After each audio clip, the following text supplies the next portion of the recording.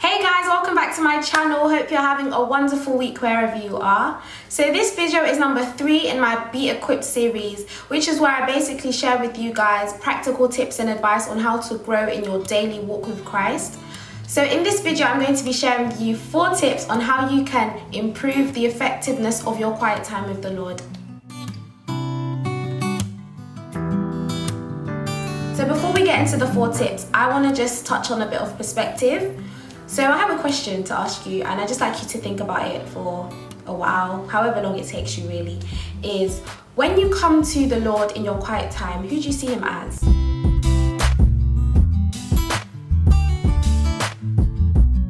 For me, I do see God through the lens of a father, and I do see myself as his daughter. I believe that if we begin to see God more as a father and not in light of our earthly father, because many of us will have fathers who were absent or who were not really good examples for what a perfect father is.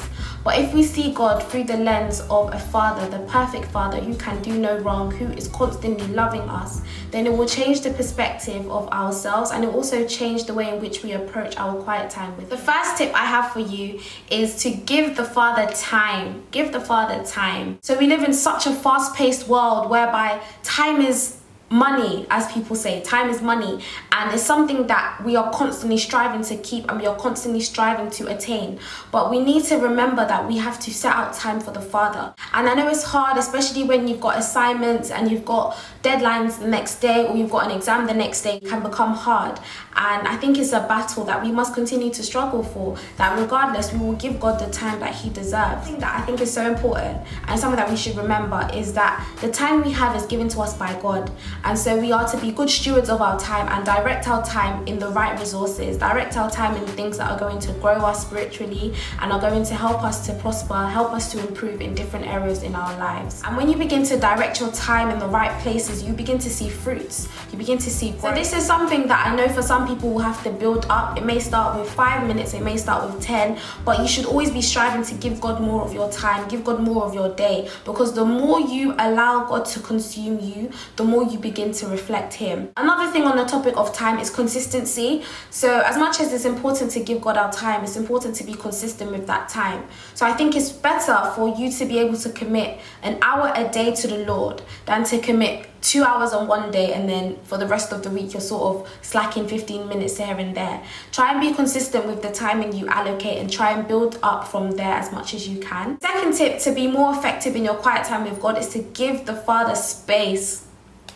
This is something I've had to learn, because I'm a very, boom, boom, boom, boom, boom, time allocated to each specific activity. What am I doing at this time? What am I doing at that time? But something that the Lord has really been teaching me is that I can't be like that with him. I need to be flexible. I think it's all well and good having a plan for how you want to have your devotional time or your prayer time or your quiet time, but give the Father space to move. Give the Holy Spirit space to just move and do what he wants. Children of God are led by the Spirit of God, so let's be sensitive to the Holy Spirit and follow his leading in our quiet time, even if it goes against what we originally intended to do or what we originally wanted to cover. And sometimes this means that I may have planned to read a whole chapter, but then I get stuck on one verse, and the Holy Spirit is really teaching me that I need to go on this verse hard and study it. But that's fine, because at the end of the day, it's about quality and not quantity. And this will also take away the fear of not doing enough, because when you're led by the Spirit of God, it's not a matter of how much you do, it's not a matter of how much you don't do.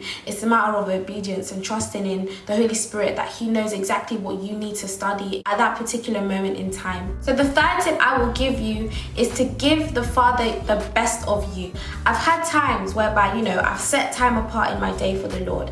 I've given him space to move, but I've not given him my best. I've come to God and I've not been ready. I've not been physically ready. Spiritual weariness and being poor in spirit is okay, but when we come to the Lord and we are physically weary, it gives the devil a foothold. It gives our flesh a chance to dictate and to rule. And then it just becomes an uphill battle, Sleeping while you're trying to pray. I've had this, rushing through the reading just to get through it and say, yes, I did my reading for today, as opposed to taking it in. It's like going to the library when you're really tired and you're trying to study. Yes, you may get through a couple of chapters, but how much of those chapters will you actually be able to recall and apply in your life? It's just, what's that word?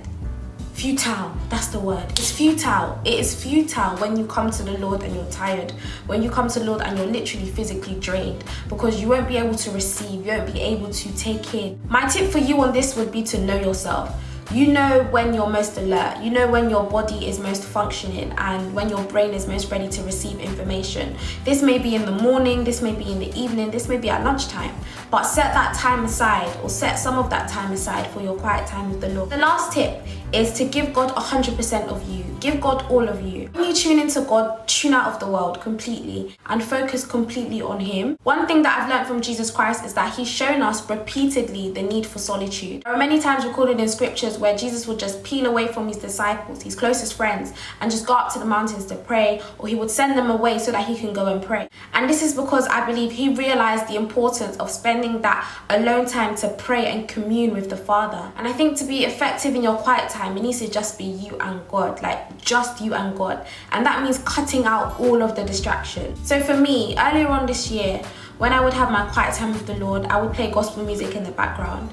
And there is absolutely nothing wrong with gospel music. But for me, this is a distraction because I start singing along to the beat, I start clapping, I start clicking, and then I'm not really focusing on God. I'm focusing on the music, I'm focusing on the artist, I'm focusing on the lyric. And now I don't do that anymore, because as much as gospel music is so good, in that setting for me with my quiet time, it needs to be gone. If I do play some music, it's going to be an instrumental, nothing with a catchy beat or nothing with lyrics, because it's a distraction for me. You know exactly what your distractions are. It could be your phone, it could be food, it could be music, it could be, I don't know, anything. But these are the things that we need to eliminate. The enemy doesn't want us to be effective in our quiet time. He doesn't mind. He doesn't mind if we, we come to the Lord to have our quiet time, yet we don't even read the word, or yet we don't even take anything in. If you're not sure what your distractions are, then pray to the Lord about it. I believe He will reveal it to you. He will tell you exactly what is taking away your focus from Him. So one thing I just do want to quickly encourage you on is that you may not actually have that desire to do your quiet time every single time. There's going to be days where you don't feel like doing it. There's days when I don't feel like doing it. But it's in those times when it's so much more important for me to do it. And it's important to remember it's the Holy Spirit that works within us to will and to do. And so it's not by your own strength, it's not by your own power, but it's by the power of the Holy Spirit that works in us, that gives us this grace and this desire to read the word, to study the word, to pray, to sing, to do all of these things to get close. Thank you so much for watching this video. I hope you enjoyed it. I hope it helps you, and I hope it really elevates your effectiveness in your quiet time with the Lord. Also, if you have any tips and comments on how you improve your quiet time with the Lord, if you can resonate with any of the points I've said, please do comment below. I've not been as interactive with you guys as I've hoped to be, but do share your ideas, do share what has worked for you, what hasn't worked for you, and hopefully bless someone else. Also have an announcement. I'm actually going to Nigeria over this Christmas holiday. I'll be there for a month, and so